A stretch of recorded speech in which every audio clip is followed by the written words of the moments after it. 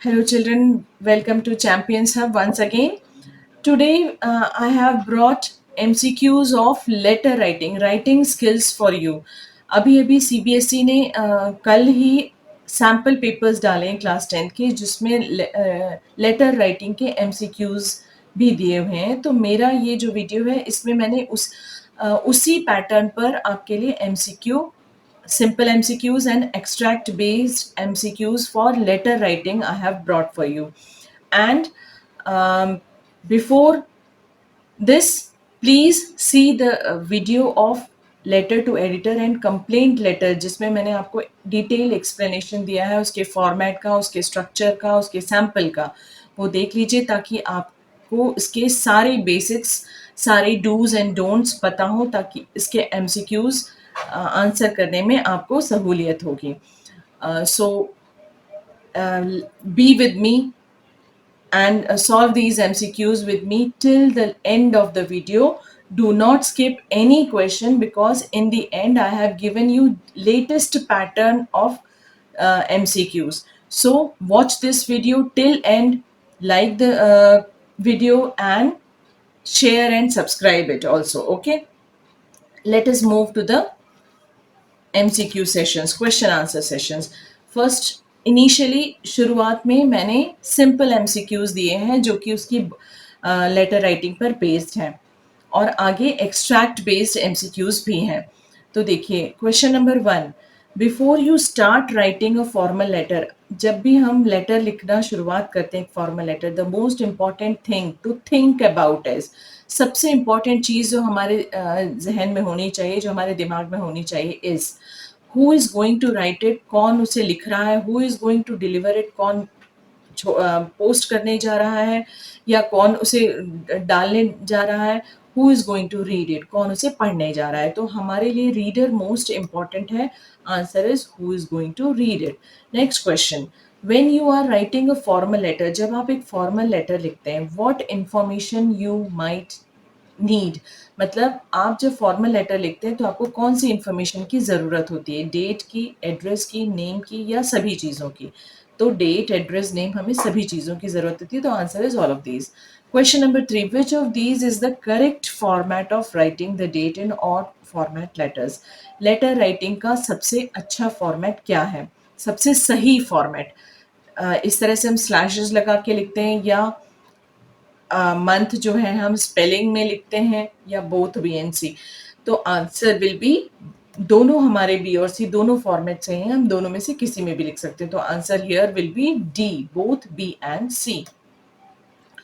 Now next question is, how is a formal letter signed off, signed off का meaning हम इसका अंत कैसे करते हैं, how how does a formal letter ends, ending कैसे करते हैं। ठीक है, ब्रावो लिखते हैं, चीयर्स लिखते हैं, कंसर्न सिटीजन या योर्स ट्रूली लिखते हैं या ओनली योर्स लिखते हैं। तो फॉर्मल लेटर की बात कर रहे हैं हम तो योर्स ट्रूली लिखेंगे, ओनली योर्स नहीं लिखते हैं। ठीक है, a concerned citizen, yours truly.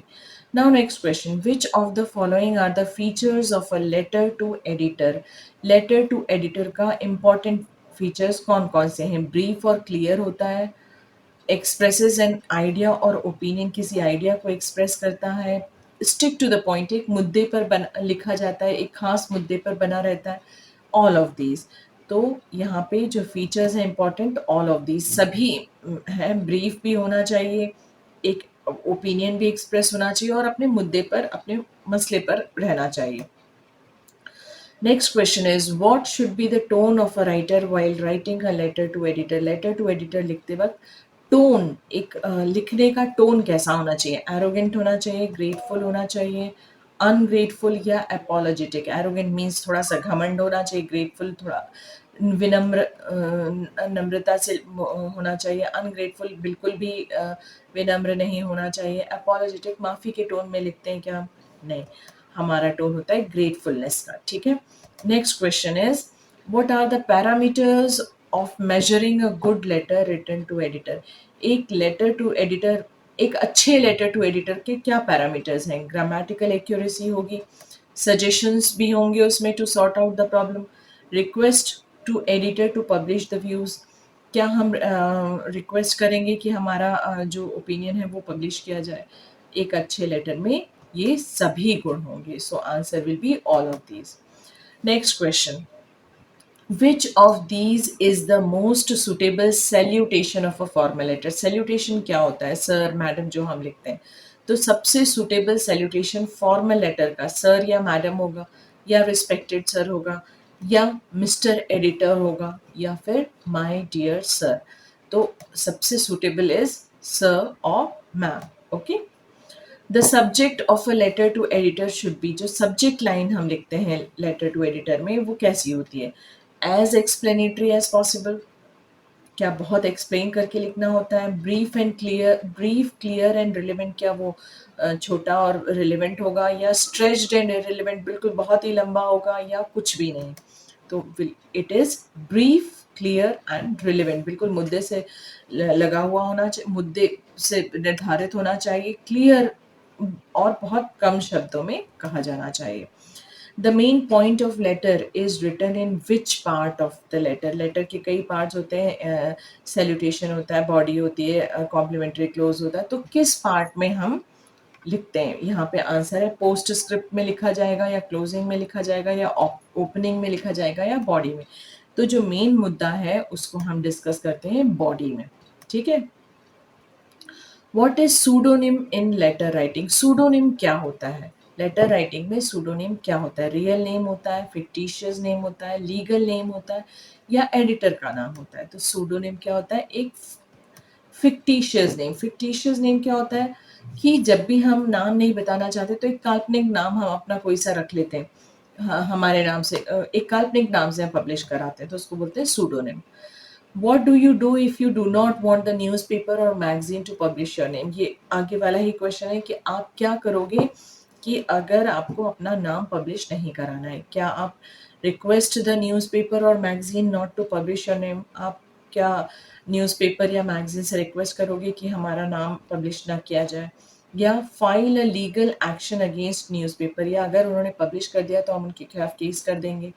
या request to write your pseudonym instead, मतलब आप उनसे रिक्वेस्ट करोगे कि मेरा एक काल्पनिक नाम लिख दीजिए. जैसे एच मुनरो साहब जो थे लिटरेचर के, वो साकी के नाम से लिखते थे. तो हम यहाँ पर सूडोनिम, जैसे यहाँ पे रॉबर्ट गलब्रेथ जी भी जेके राउलिंग के नाम से लिखते थे. ठीक है. Now next question number 13. If you are writing a letter of complaint. अगर आप एक लेटर ऑफ कंप्लेंट लिख रहे हैं, लेटर टू एडिटर तो हम कर चुके, अब हम कंप्लेंट लेटर कर रहे हैं. कि लेटर टू कंप्लेंट लेटर हम लिख रहे हैं किसको? To the complaints department of a production company. किसी कंपनी के कंप्लेंट डिपार्टमेंट में हम करते हैं. Because your repair has not been dealt with, कि आपका जो भी सामान था उसका रिपेयर किया नहीं गया है. How would you start your letter? शुरुआत कैसे करेंगे हम? कंप्लेंट लेटर की शुरुआत बहुत इंपॉर्टेंट है. हम कैसे करेंगे? I am sick of your organisation. मैं आपके ऑर्गेनाइजेशन से थक गया हूँ बिल्कुल. If you don't send someone here quickly I will call police. अगर आप किसी को नहीं भेजते हैं तो मैं पुलिस को बुलाऊंगा. I am writing to report a complaint which has not been attended about my laptop. आप सीधी सारी फॉर्मल लैंग्वेज में लिखेंगे कि मैं एक कंप्लेंट लेटर लिख रहा हूँ या रिपोर्ट कर रहा हूँ कि मेरा लैपटॉप अभी तक सुधारा नहीं गया है. आपने चीज़ भी बताइए particularly. I have already filed a complaint with consumer court. आप उसको सीधे सीधे ये बताएंगे कि मैंने तो कंज्यूमर कोर्ट में वो डाल दिया है, आप कंप्लेन कर दिए. तो हम अपनी चीज़ को मेंशन करते हुए बताएंगे कि मैं अपने लैपटॉप के बारे में कंप्लेन कर रहा हूँ. क्योंकि कंप्लेन डिपार्टमेंट्स में इतने किसी भी ऑर्गेनाइजेशन में इतने पत्राचार होते हैं, तो साफ साफ लफ्ज़ों में हमें बताना पड़ता है. Everything must be very clear.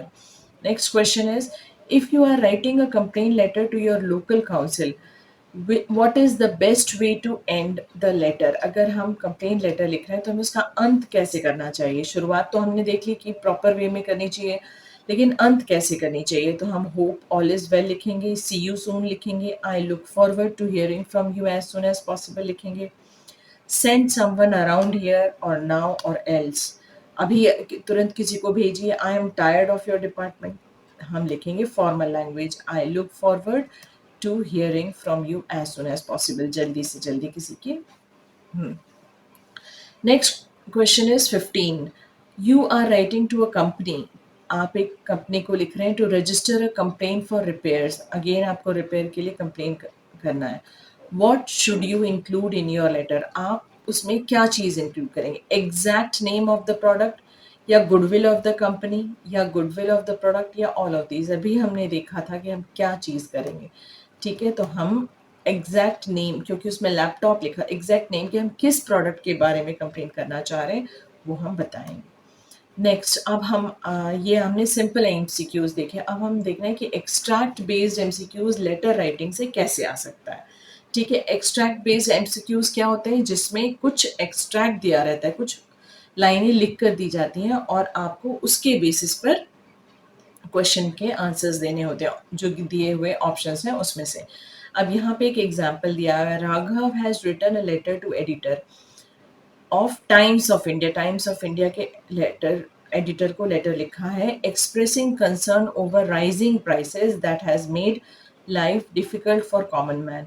मतलब राघव ने एक लेटर लिखा है किस चीज़ को दर्शाते हुए कि प्राइसेस जो हैं बहुत बढ़ रहे हैं और इससे कॉमन मैन की लाइफ जो है बहुत डिस्टर्ब हो गई है। Some gaps have been left in the letter, letter में कहीं कहीं कुछ ब्लैंक्स कर दिए गए हैं।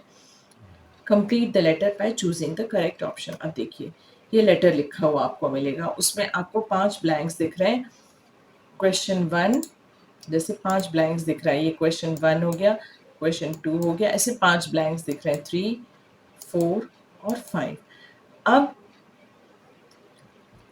रिगार्डिंग, अब जैसे क्वेश्चन 1 आपने लेटर पढ़ लेंगे, एक बार पूरा थॉरो लेटर पढ़ेंगे, the editor times of India, यहाँ पे सब्जेक्ट रिगार्डिंग, रिगार्डिंग हमारा राइजिंग प्राइसेस वाला था ना। ठीक है, फिर यहाँ सैल्यूटेशन की जगह छुट्टी, through the columns of your esteemed newspaper I wish, question number 3, of the inflation which has made life difficult for common man.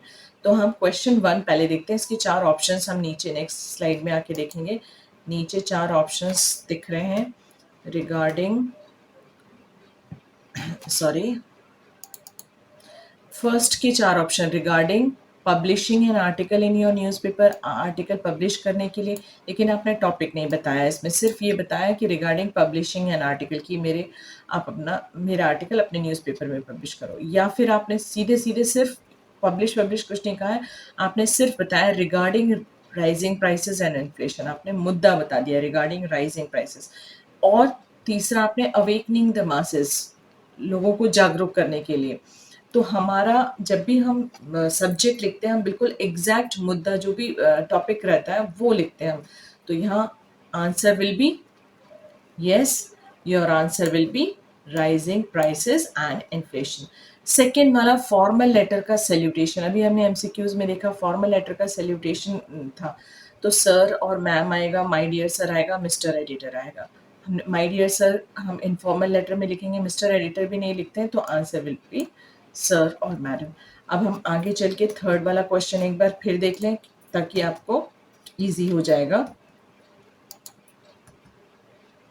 हाँ, थर्ड वाला क्वेश्चन यहाँ पर है, through the columns of your esteemed newspaper I wish dash of the inflation, I wish क्या आएगा, through the columns of your esteemed newspaper I wish dash of the inflation which has made life difficult, किस चीज़ का inflation has made life difficult.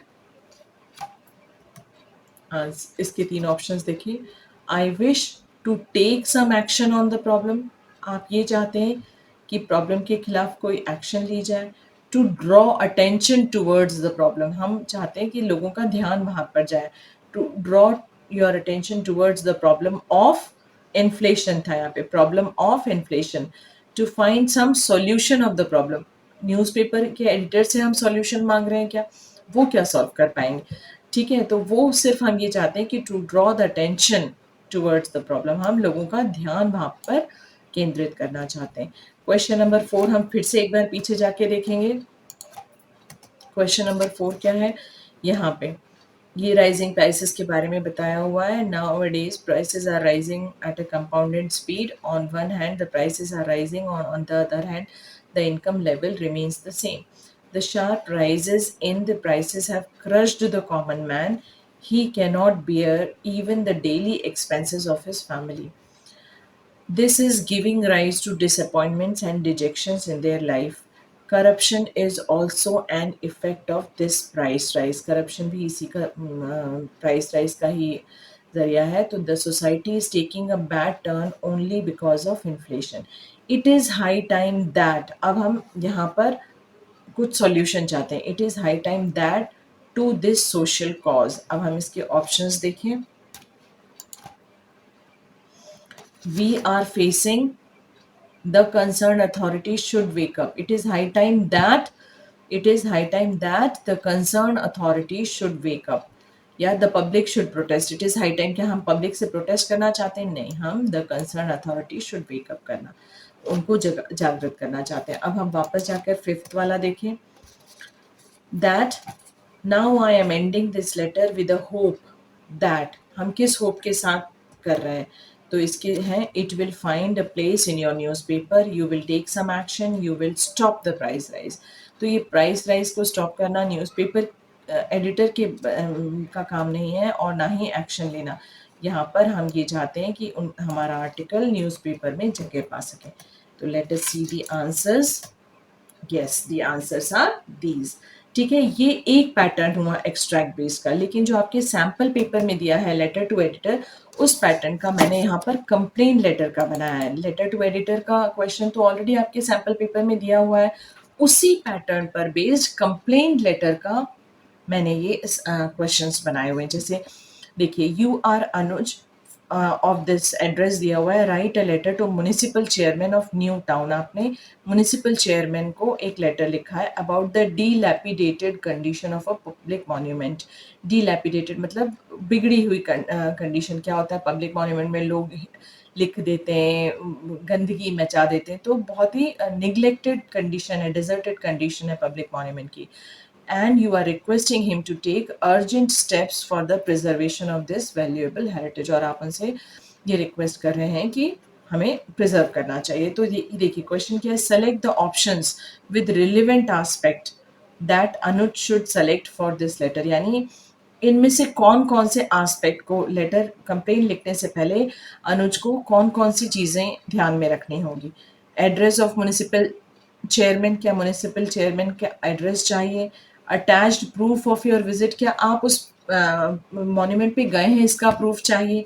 अनुज का address चाहिए, formal tone चाहिए, या किस दिन letter, expected date of letters receive, किस दिन लेटर रिसीव होगा उसका डेट चाहिए. तो हमारे ऑप्शन मतलब हमें इन तीनों में से क्या क्या चाहिए. क्या हमको एड्रेस चाहिए पड़ेगा, तो रिसीवर्स एड्रेस चाहिए पड़ता है, ये हमें लगेगा. ठीक है, प्रूफ की हमें कोई ज़रूरत नहीं कि हम गए हैं या नहीं गए, उससे कोई मतलब नहीं. हो सकता है हमने सुन के भी लिखा हो तो भी हम ठीक है. हाँ, अनुज का एड्रेस चाहिए क्योंकि रिसीवर के साथ सेंडर का एड्रेस भी लगता है. फॉर्मल लेटर लिख रहे हैं तो फॉर्मल टोन भी चाहिए. लेटर कब मिल रहा है उससे हमें कोई मतलब नहीं है. यानी 1, 3 and 4. So the answer will be 1, 3 and 4. Okay, now next question देखिए. नेक्स्ट क्वेश्चन, सॉरी, हाँ, next question will be this. Again the same extract. Anuj ने लेटर लिखा है कंडीशन के लिए, तो select the appropriate subject. Subject हमें यहाँ पे देखना है. Drawing attention towards public monument, क्या पब्लिक मॉन्यूमेंट की तरफ हमें अटेंशन ड्रॉ करना है लोगों का, या द पब्लिक मॉन्यूमेंट्स निगलेक्टेड और मिसहैंडल्ड, ये हम लिख रहे हैं.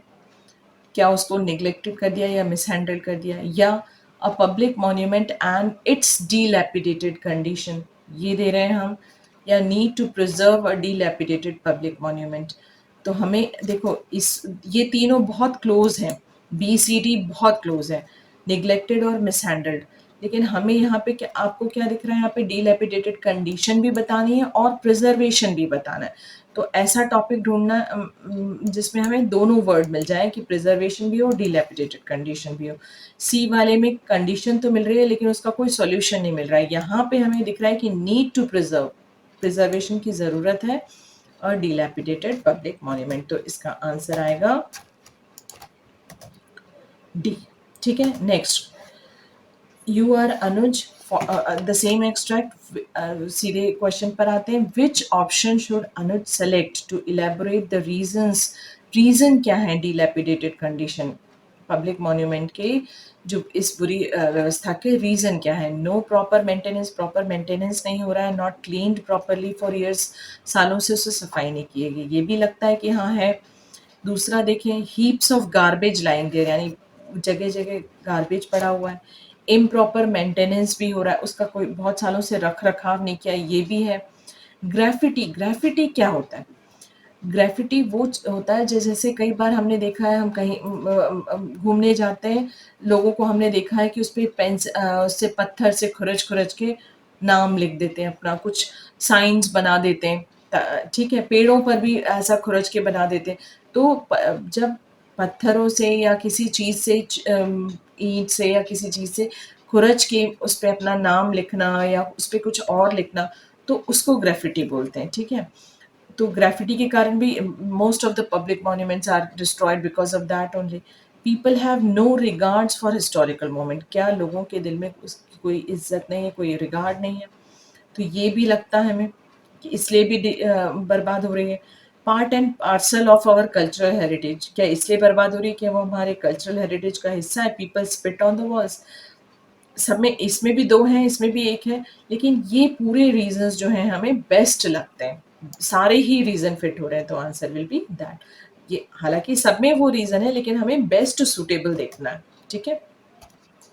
Now next question number 4, Anuj share some suggestion in his letter. वो अपने लेटर में, ये लेटर दिखाया नहीं गया आपको, लेकिन सिर्फ़ इतना बता रहे हैं कि वो अपने लेटर में कुछ सजेशन भी शेयर कर रहा है।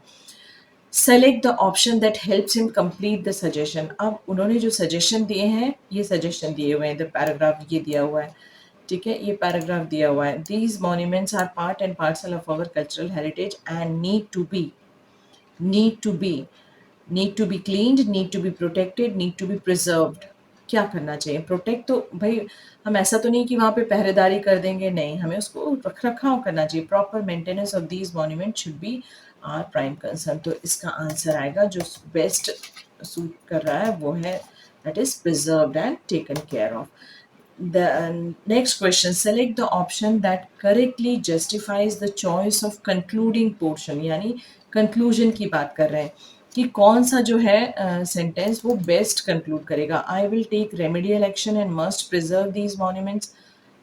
क्या रेमेडियल एक्शन लेकर I will take remedial action and must preserve these monuments.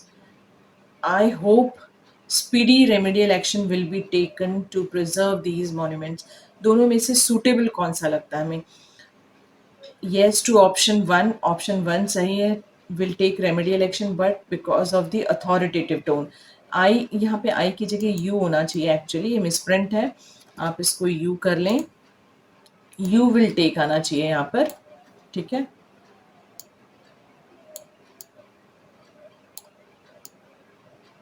You will take remedial action, तो ये अथॉरिटेटिव टोन है, तो इसलिए सही है क्या? या no because of informal tone, informal tone है इसलिए सही नहीं लगता है आपको एंडिंग। सेकेंड ऑप्शन के लिए सही लगता है क्योंकि टोन पोलाइट है, I hope speedy remedial action will be taken to preserve. या सेकेंड एक्शन आपको सही नहीं लगता है क्योंकि अनसर्टेनिटी, आई होप लिखा है तो अनसर्टेनिटी झलक रही है। तो अनसर्टेनिटी तो झलक रही है, लेकिन टोन में पोलाइट एक्सपेक्टेशन है, उम्मीद है, इसलिए आंसर विल बी दिस।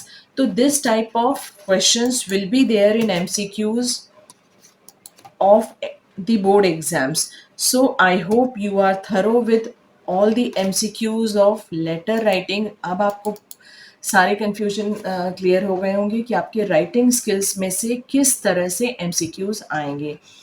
तो अगर आपको मेरा वीडियो पसंद आया हो तो इसे लाइक कीजिए, ज़्यादा से ज़्यादा शेयर कीजिए, जो भी लोग कंसर्न्ड हैं, share it with your friends and